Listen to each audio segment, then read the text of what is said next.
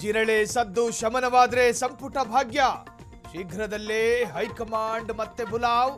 July 27 ಅಥವಾ 29ಕ್ಕೆ ಪದಗ್ರಹಣ.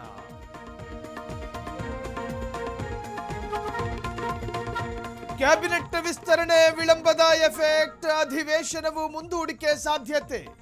August 13ಕ್ಕೆ ನಡೆಯುತ್ತಾ ವಿಧಾನಸಭೆ ಕಲಾಪ.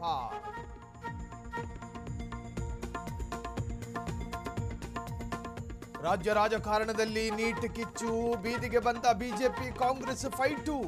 ಇವತ್ತು ವಿಧಾನಸೌಧದ ಬಳಿ ಕೇಸರಿ ಪಡೆ ಪ್ರೊಟೆಸ್ಟು.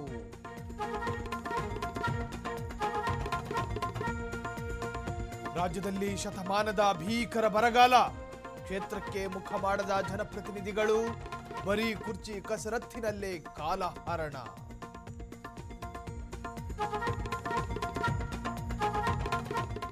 ತಮಿಳುನಾಡಿಗೆ ಸದ್ಯಕ್ಕಿಲ್ಲ ನೀರು. ಯಥಾಸ್ಥಿತಿಗೂ ಆದೇಶ. ಕುಡಿಯಲಷ್ಟೇ ಕಾವೇರಿ, ಕೃಷಿಗಿಲ್ಲ ಎಂದು ಪ್ರಾಧಿಕಾರ ಸೂಚನೆ.